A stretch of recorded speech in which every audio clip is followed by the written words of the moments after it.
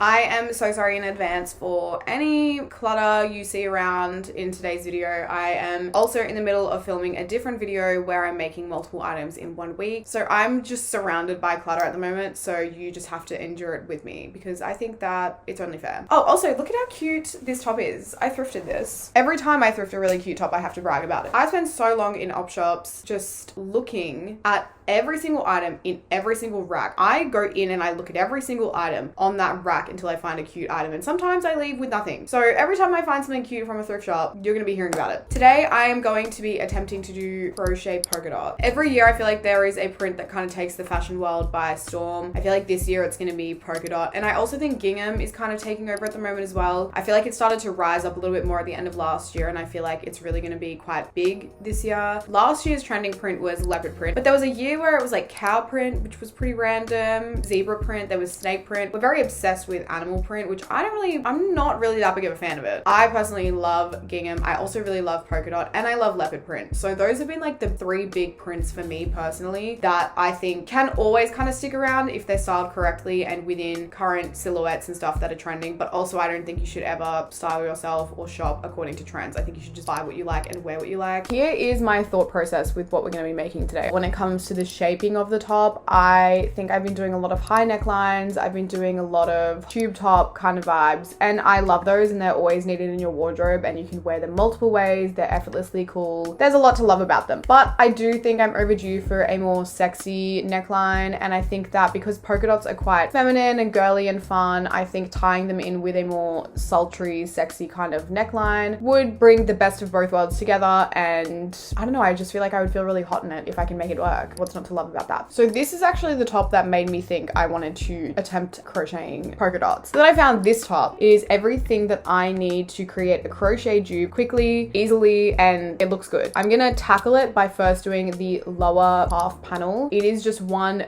big rectangle. So it's the perfect way for me to test out a pixel grid on it. It's also the best way for me to test out my stitches, the tension, the hook, the yarn, all of it. Then I'm gonna do my cups, and then I'll do the little scarf at the very end. As for colors, I am not entirely sure where I want to go with this. I really would like to do something more fun. I feel like my eyes get bored when I work with neutral colors. I feel like I'm constantly working with neutral colors. And I know I'm not right. I know I'm not right about that because I know for sure I can think of like at least 10 items from the top of my head that I make that are not in neutral colors. But I think I only have enough yarn to do black and white. But I would have loved to do, if you're going to recreate this, I think brown and cream would look so nice and so chic and like very cool. I also think if you're more of like a color girl, I think like a dark red and a baby pink would look so good. Those were the 2 that I really wanted to do, but I just don't have enough yarn for them. So I'm gonna have a little look at my yarn stash and then we'll go from there. This is the yarn that I have actually somewhat organized and winded up. I've got this whole roll of black and I have obviously plenty of white here. So I do think a white and black would make the most sense. I also have a lot of this green. I do have a light green somewhere not in here, but I think this color green and a light green would actually look really nice. I also have this sparkly red mohair. I have this navy blue. It's like a dusty navy blue. I have so much of this color and I have so much white. So I think I'm going to do navy with white polka dots.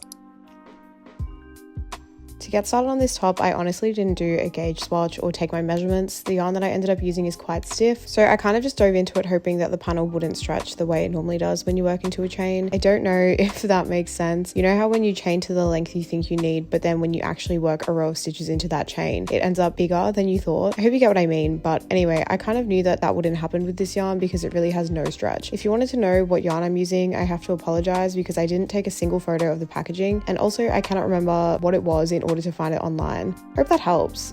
But honestly, any sort of sturdy cotton yarn will do the job. So to get started, I just chained enough to reach from one side of my ribs to the other side along my underbust. Like I mentioned before, this is a backless top, so I don't have to worry about chaining enough for my entire torso. Thank God, because that reduces so much extra work. The dots they're bigger than I was hoping they would be, and also they aren't quite round, but like if you squint your eyes and you look from really far away, it looks polka dot. I'm not undoing this. I just can't. I can't. I think maybe 3 more rows of dots is gonna cover the lower half. I still wish they were smaller. Really hard to do small polka dots in crochet and have them actually look like dots. This section is done. It actually looks really cute. It feels really nice. I wish you could feel the texture through the screen. How many rows is this? 2, 4, 6, 8, 10. This is 28 rows. I'm actually kind of happy that it's stopped halfway through a polka dot because I just think it makes it look like fabric that you've actually cut and sewn, which I think adds an element to it.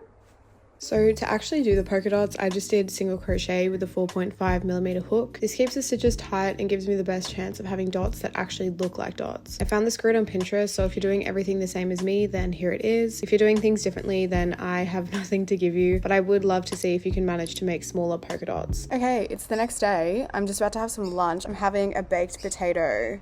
Very exciting. I'm just sitting outside because it's a really nice day today. I think I'm gonna go have a swim and have a little break from this top. There's a lot of background noise every time I come to my boyfriend's house because there's always construction work. There's a million dogs that live on this street, so I apologize in advance. I'll just show you what I have so far. So I've done one cup, just like this. It's a bit wider up here than I wanted it to be. I do have a bigger bust. How many times do I want to say that? Genuinely, I think you get it, but because of my bust size, I do have to have it a little bit wider, otherwise there will be absolutely no coverage. So if you have a smaller bust, you can definitely get away with like a smaller, cute little triangular shape, but I unfortunately cannot do that and go out in public. I will say it's not the easiest to do the polka dot when you're decreasing because you have to like be really aware of where you're dropping stitches and where you need to change over your yarn and all of that kind of stuff. So when I finish my lunch, I'm gonna go up, sit by the pool, try and finish this cup. I went up to the pool and it was covered. It's the middle of summer, but I don't know. I'm not sure how pools work. So I ended up back inside and depressed because my idea of a refreshing swim on a summer's day went out the window. But anyway, when I came back inside, my yarn was all knotted from me moving the project around to 3 different locations. So I spent some time unraveling that, and then I went ahead and actually finished the cups. They ended up being 36 rows with decreasing on either end every 5 rows. But for the final 8, I just decreased in every row because they would have ended up being too long otherwise. I basically just decreased until there was only 2 stitches per row, and then I did about 60 rows of just the 2 single crochets to make my straps. This is what I've got going on so far. Obviously I need straps that are like that on the side here. So I'm kind of thinking I might separate these a little bit and do one really long chain that's like the same width as this. So I'll probably do a really long chain and then do a row of single crochets and then attach it and use that to attach everything together as well. So I think I'll do it as long as this, which I think was 55, and then add 80 on either side so that I have enough to tie around my back.